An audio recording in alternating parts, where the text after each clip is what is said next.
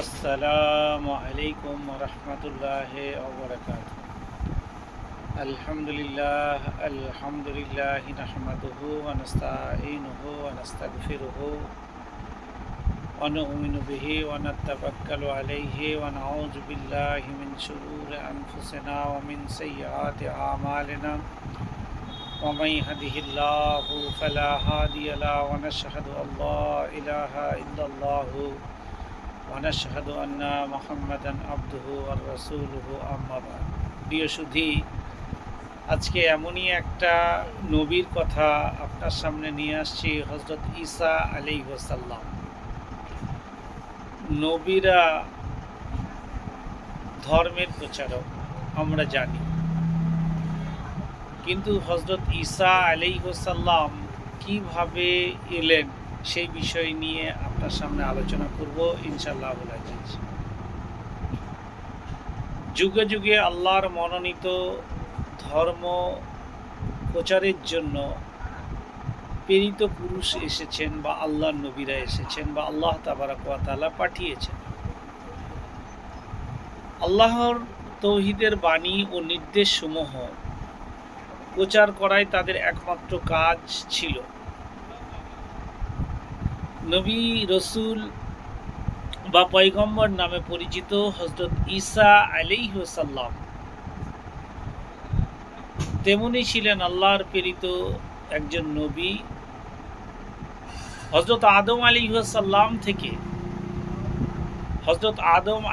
সালাম থেকে শেষ নবী হযরত মুহাম্মদ সাল্লাল্লাহু আলাইহি সাল্লাম পর্যন্ত সকলেই আল্লাহ তাবারক ওয়া তাআলার প্রচারক। তবু কালের প্রভাবে হযরত মুসা আলাইহিস সালাম প্রচারিত ইহুদি ধর্ম, ঈসা আলাইহিস সালাম প্রচারিত খ্রিস্ট ধর্ম এবং হযরত মুহাম্মদ সাল্লাল্লাহু আলাইহি সাল্লাম ইসলাম ধর্ম একই ধর্মের অন্তর্ভুক্ত বলে মনে করা হয়েছে। বিভিন্ন আসমানি কিতাব পর্যালোচনা করলে দেখা যায় যে যিশু তার প্রচারিত ধর্মকে খ্রিস্ট ধর্ম বলে প্রচার করে থাকেন। এখন এই নামে সাধারণ পরিচিত ঈসা আলাইহিস সালাম আল্লাহর কুদরতে বিনা পিতায় মাতা মারিয়ামের গর্ভে জন্মগ্রহণ করেছিলেন। তিনি বনি ইসরায়েলের বংশোদ্ভূত। হযরত ইব্রাহিম আলাইহিস সালামের 41তম উত্তর পুরুষ বলা যেতে পারে।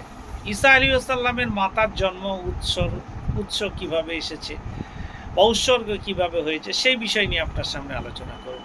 মারিয়ামের পিতার নাম ছিল এরমান আর মাতার নাম ছিল হেনা। হেনা অতি ভক্তিশীল ছিলেন আল্লাহ তাবারক ওয়া তাআলার প্রতি। তিনি মনে মনে সংকল্প করেছিলেন, হে আল্লাহ, যদি আমাকে তুমি পুত্র সন্তান দাও তাহলে আমি তোমার খেদমতে ওই পুত্র সন্তানকে নিয়োজিত করব। কিন্তু আল্লাহ তাবারক ওয়া তাআলা তো মনের আশা বুঝেন, কাকে কি করবেন। তো তিনি হেনার গর্ভে এক কন্যা সন্তান জন্মগ্রহণ করালেন। সেই কন্যা সন্তানের নাম হলো মারিয়াম। তো এই মারিয়ামের কে হেনা আর বাবা ইমরান দুজনেই নিয়ত করলেন যে একে তাহলে মসজিদের খেদমতই দেওয়া হবে। তাই বাইতুল মুকাদ্দাসে রেখে এলেন। হযরত সুলাইমান আলাইহিস সালাম মসজিদ নির্মাণ করেছিলেন এবং হযরত জাকারিয়া আলাইহিস সালাম এই মসজিদে দেখাশোনা করতেন। তো এই সময় দেখাশোনা করতে বাইতুল মুকাদ্দাসে মারিয়মের অবস্থান ও গায়বিয়ানে খানা, মানে আল্লাহ তাবারক ওয়া তাআলা যে খানা পাঠাতেন। একদিন জাকারিয়া আলাইহিস সালাম মসজিদে এসে দেখলেন যে মারিয়ামের সম্মুখে অতি দুষ্প্রাপ্য, যা কখনো চোখেই দেখা যায়নি, অতি দুষ্প্রাপ্য উপদীয় খাদ্য সাজানো রয়েছে, যা চক্ষু দেখে চরক গাছ হয়ে গেছে। বিস্মিত হয়ে জাকারিয়া আলাইহিস সালাম তাকে প্রশ্ন করলেন, হে মারিয়াম, এই মহামূল্য খাদ্য তুমি কোথা থেকে পেয়েছো বা কে তোমায় দিয়েছে?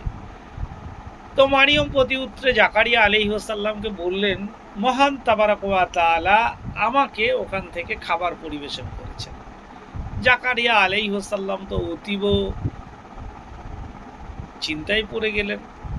একজন মারিয়াম মহিলা মানুষ, তাকে আল্লাহ তাবারক ওয়া তাআলা আরশের আজিম থেকে সুন্দরভাবে খাবার পরিবেশন করেছে। কার সামনে? মারিয়ামের সামনে। তো মারিয়াম সেই সব খাবার খেতেন। আর মারিয়ামের পেট থেকে যিনি জন্মগ্রহণ করেছিলেন বিনা পিতায়, তিনিই হচ্ছেন হজরত ঈসা আলাইহিসসালাম। তো এই হজরত ঈসা আলাইহিসসালাম নিয়ে ধারাবাহিক এখন আলোচনা রয়েছে। আজকে এখানেই এই পর্যন্ত। আসসালামু আলাইকুম ওয়া রাহমাতুল্লাহি ওয়া বারাকাতুহু।